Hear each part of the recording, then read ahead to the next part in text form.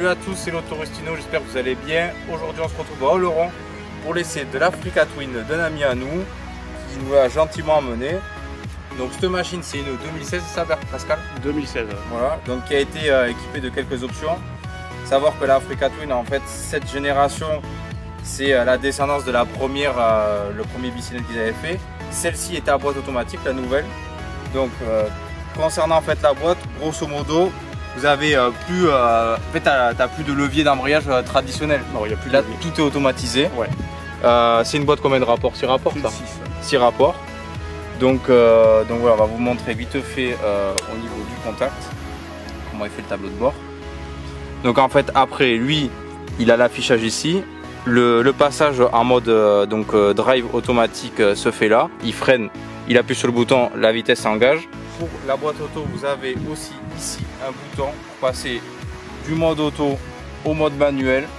Donc vous appuyez ici et après vous avez le rapport inférieur ici, le rapport supérieur ici.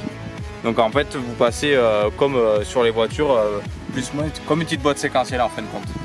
Et après donc il y a 3 modes de boîte, c'est-à-dire que tu as le drive on va dire le plus souple. La conduite standard, ouais, qui est vraiment standard. On est vraiment sous régime, donc voilà. Pas très plutôt économique en fin de compte. Ouais.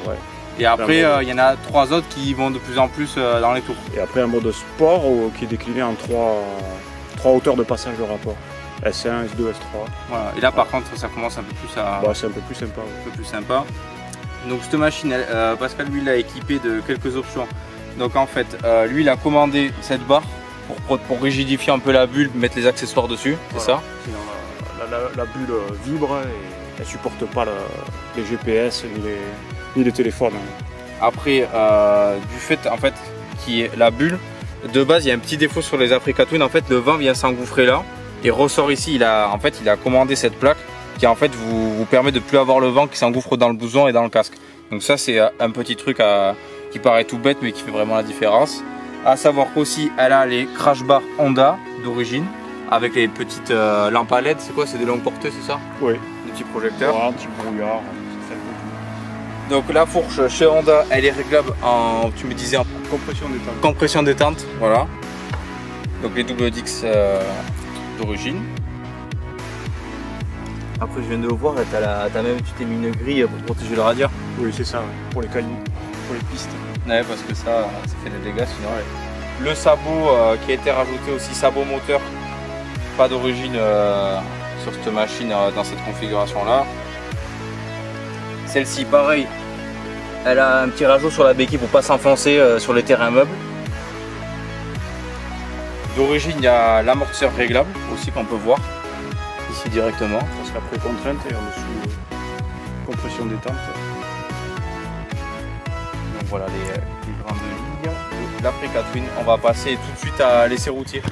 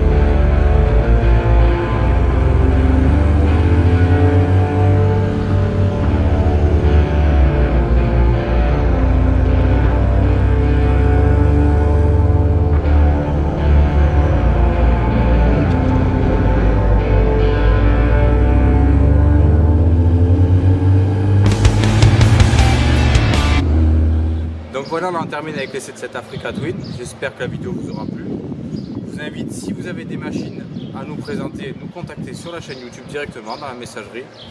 Et puis je vais vous dire à plus tard sur la chaîne. Ciao ciao.